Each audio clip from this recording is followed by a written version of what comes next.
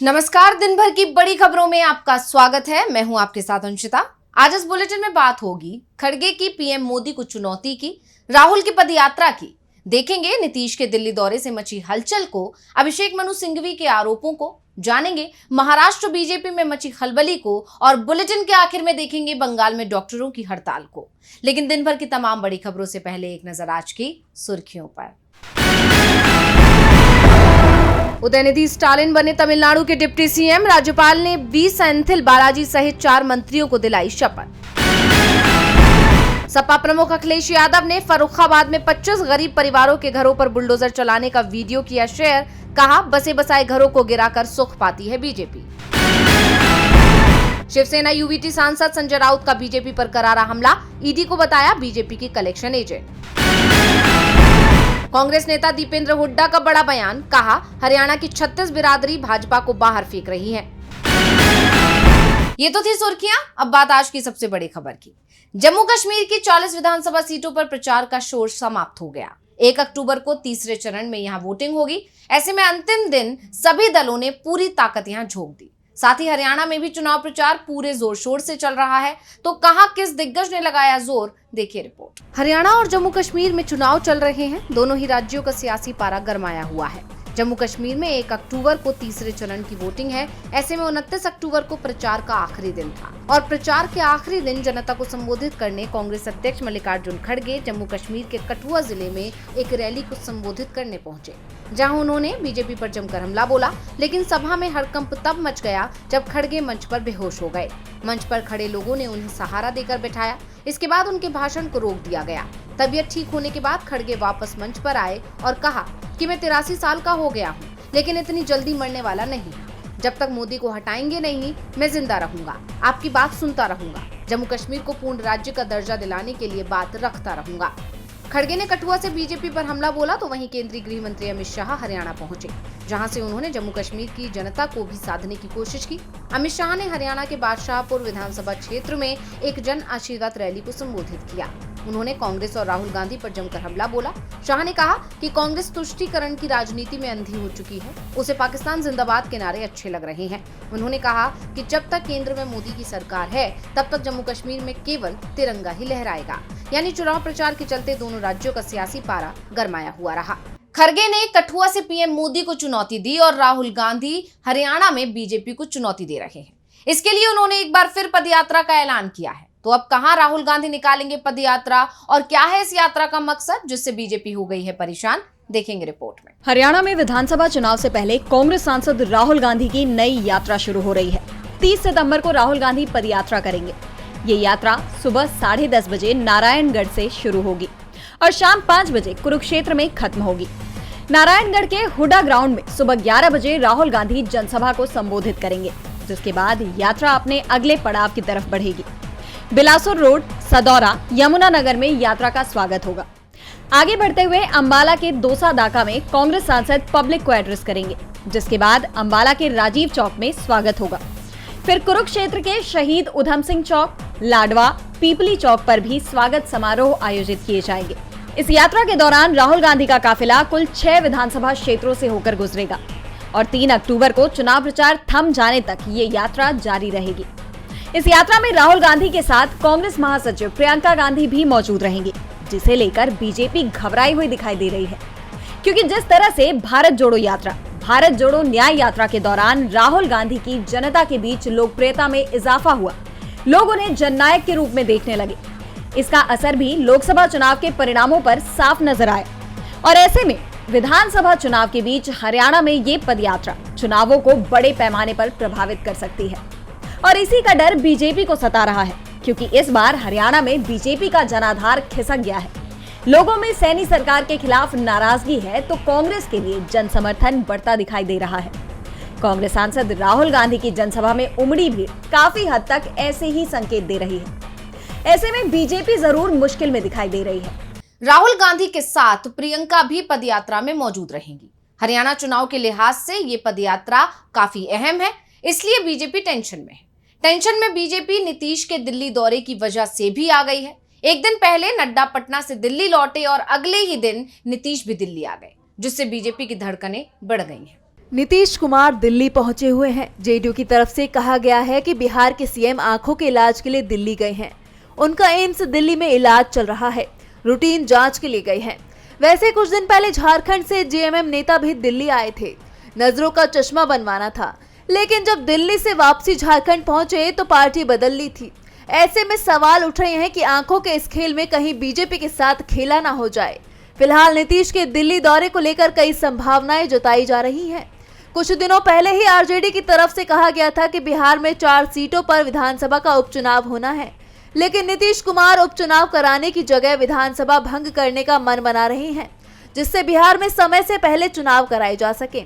और शायद नीतीश कुमार पीएम मोदी से इसी प्लान की मंजूरी लेने के लिए गए हैं। साथ ही झारखंड विधानसभा चुनाव के लिए सीट बंटवारे को लेकर भी चर्चा हो सकती है। बीजेपी झारखंड में आजसू और जेडीयू के साथ मिलकर चुनाव लड़ेगी।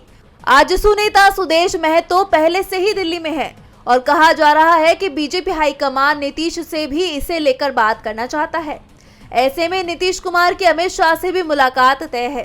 साथ ही बिहार में बीजेपी नेताओं की बयानबाजी और जेडीयू के साथ बीजेपी की बढ़ती दरार को भी इससे जोड़कर देखा जा रहा है। हाल ही में हुए तमाम सरकारी कार्यक्रमों में जिसमें सीएम नीतीश कुमार मौजूद थे, उनमें बीजेपी कोटे के मंत्रियों और नेताओं की मौजूदगी नहीं दिखी थी। ऐसे में नीतीश कुमार के दिल्ली दौरे पर सभी की नजरें टिकी हुई हैं। नीतीश के दिल्ली दौरे की चर्चा अब जोरों से हो रही है। चर्चा तो अभिषेक मनु सिंघवी के आरोपों की भी हो रही है।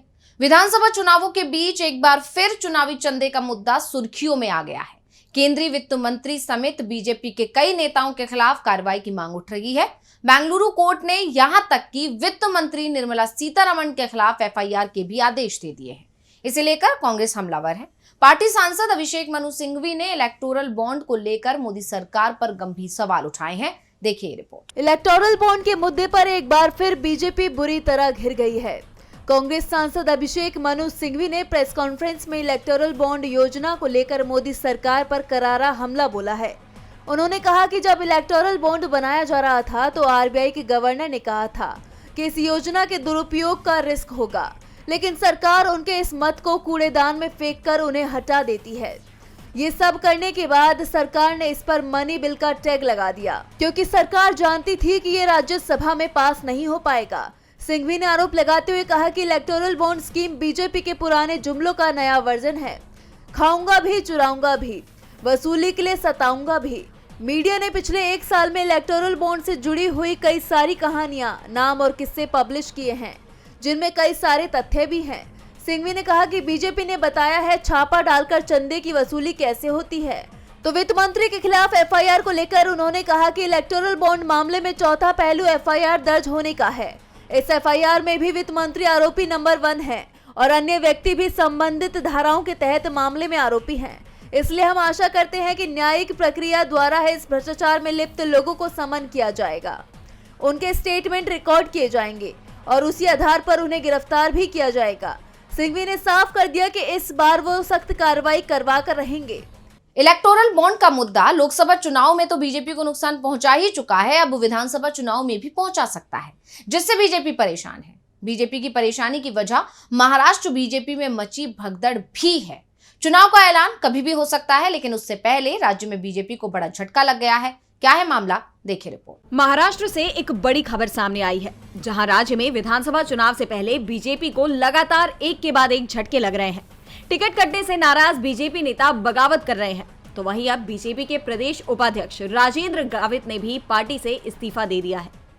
विधानसभा चुनाव से पहले बीजेपी बड़ी मुसीबत में घिरती दिखाई दे रही है। बताया जा रहा है कि गावित आगामी विधानसभा चुनाव लड़ना चाहते थे, लेकिन लोकसभा के बाद अब उन्हें विधानसभा का भी टिकट नहीं मिलने की अटकलें तेज हो गई थी। कहा यह भी जा रहा है कि पार्टी में अनदेखी के चलते उन्होंने इस्तीफा दे दिया है। राजेंद्र कुमार गावित नंदुरबार की शाहदा तलोदा विधानसभा क्षेत्र से चुनाव लड़ने के इच्छुक हैं, लेकिन वर्तमान में यहां से बीजेपी के राजेश पाडवी विधायक हैं, जिसके चलते इस बात की पूरी संभावना है कि पार्टी उन्हें दोबारा टिकट देगी। इसलिए गावित ने अपना पद छोड़ दिया। अगर गावित किसी दूसरी पार्टी में शामिल होते हैं या फिर निर्दलीय चुनाव लड़ते हैं तो इसका बीजेपी को काफी नुकसान हो सकता है। ऐसे में सत्तारूढ़ महायुति की टेंशन बढ़ सकती है। तो वहीं महायुति में टेंशन इस वक्त सीट शेयरिंग को लेकर भी बढ़ी हुई है। सीटों को लेकर तीनों दलों में पेच फंस गया है। लेकिन अब महाविकास अघाड़ी की बात करें तो महाविकास अघाड़ी में सीटों का बंटवारा आखिरी चरण में है। विधान परिषद में विपक्ष की नेता अंबादास दानवे ने जानकारी दी है कि ठाकरे की शिवसेना के 60 उम्मीदवारों की सूची तैयार है। ऐसी संभावना है कि पहली सूची की घोषणा नवरात्रि के दौरान की जाएगी। महाराष्ट्र में पार्टी नेताओं ने ही झटका दे दिया और दूसरे चुनावी राज्य झारखंड में सहयोगी दल ने झटका देने की तैयारी कर ली है। दोनों ही राज्यों में सीट शेयरिंग का मुद्दा बीजेपी के गले की फांस बना हुआ है। अब झारखंड में भी सहयोगी बीजेपी को आंख दिखा रहे हैं। हैरानी की बात यह है कि सहयोगियों में एक नाम चिराग पासवान का भी है। जमुई सीट से एलजेपीआर सांसद अरुण भारती ने हाल ही में कहा था कि हमारा गठबंधन बीजेपी से सिर्फ बिहार के लिए है। बिहार के बाहर हम बीजेपी के खिलाफ उम्मीदवार उतारेंगे। भारती के इस बयान को पहले सिर्फ बीजेपी पर दबाव बनाने के लिए दिया गया बयान माना जा रहा था, लेकिन अब एलजेपीआर के तेवरों से साफ हो गया है कि वो बीजेपी के खिलाफ उम्मीदवार उतारने की तैयारी में है। झारखंड के धनबाद पहुंचे एलजेपीआर के अध्यक्ष और केंद्रीय मंत्री चिराग पासवान ने बड़ा दावा कर दिया है। चिराग ने कहा कि हम बीजेपी के साथ गठबंधन को लेकर बात कर रहे हैं। अगर गठबंधन नहीं होता है तो हम अकेले चुनाव लड़ेंगे। चिराग के इस बयान से बीजेपी की परेशानी बढ़नी तय मानी जा रही है, क्योंकि बीजेपी हाईकमान की तरफ से झारखंड में आजसू और जेडीयू के लिए ही सीट छोड़ने के लिए संकेत दिए गए हैं। बीजेपी हाईकमान एलजेपीआर को एक भी सीट देने को तैयार नहीं है, तो दूसरी तरफ एलजेपीआर की तरफ से 25 सीटों पर उम्मीदवार तय भी कर दिए गए हैं। यानी साफ है कि चिराग पासवान बीजेपी के खिलाफ झारखंड में उम्मीदवार उतारने की तैयारी कर चुके हैं। अगर चिराग की पार्टी झारखंड में विधानसभा चुनाव लड़ती है तो इसका बीजेपी और उसके सहयोगी दलों को ही सबसे ज्यादा नुकसान होगा। और बुलेटिन के आखिर में बात बंगाल में डॉक्टरों की हड़ताल की। कोलकाता में ट्रेनी महिला डॉक्टर के साथ बर्बरता की घटना को लेकर पूरे देश में नाराजगी है। 8-9 अगस्त की इस घटना को लगभग 1.5 महीने बीत गए हैं, लेकिन अब तक लोगों को न्याय का इंतजार है। हालांकि ममता सरकार के साथ बातचीत के बाद प्रदर्शनकारी डॉक्टर काम पर लौट गए, लेकिन अब एक बार फिर डॉक्टरों ने हड़ताल शुरू करने के संकेत दिए हैं। देखिए रिपोर्ट। एक बार फिर कोलकाता की सड़कों पर आंदोलन शुरू हो सकता है। जूनियर डॉक्टर हड़ताल पर उतर सकते हैं। आरजीकर कॉलेज में ट्रेनी महिला डॉक्टर के साथ अनाचार की घटना को लेकर जूनियर डॉक्टर पहले भी प्रदर्शन कर चुके हैं। उनकी मांग है कि पीड़िता को न्याय दिया जाए। इसके साथ ही उन्होंने वर्क प्लेस पर डॉक्टरों की सुरक्षा सुनिश्चित करने की भी डिमांड की है। हालांकि बातचीत के बाद ममता सरकार ने उनकी मांग पर तुरंत एक्शन लिया और कई अधिकारियों पर कार्रवाई की थी, जिसके बाद डॉक्टरों ने 42 दिन की हड़ताल वापस ले ली थी, इस चेतावनी के साथ कि अगर उनकी मांगें पूरी नहीं हुई तो वो दोबारा प्रदर्शन करेंगे। और अब 30 सितंबर को महिला डॉक्टर के केस में सुप्रीम कोर्ट में सुनवाई है, जिसे लेकर डॉक्टरों ने अपना रुख साफ कर दिया है। उन्होंने कहा कि सुप्रीम कोर्ट में राज्य सरकार वर्कप्लेस पर सेफ्टी और सिक्योरिटी को लेकर जवाब दाखिल करेगी। राज्य सरकार के जवाब के बाद हम हड़ताल फिर से शुरू करने का फैसला ले सकते हैं। दरअसल कोलकाता के सागोर दत्ता हॉस्पिटल में 27 सितंबर को एक मरीज की जान जाने के बाद 3 डॉक्टरों और 3 नर्सों से पिटाई का मामला सामने आया है। इसे लेकर जूनियर डॉक्टर्स नाराज हैं। उनका कहना है कि सरकार उन्हें सुरक्षा देने में विफल रही। उन्हें मरीज के परिवार वालों की तरफ से धमकियां मिल रही हैं कि आरजीकर में जो हुआ वही दोहराएंगे। ऐसे में डॉक्टरों ने साफ कर दिया है कि सुप्रीम कोर्ट की कार्रवाई के बाद वो अपने प्रदर्शन पर फैसला करेंगे। तो आज इस बुलेटिन में बस इतना ही। देखते रहिए डीवी लाइव। नमस्कार।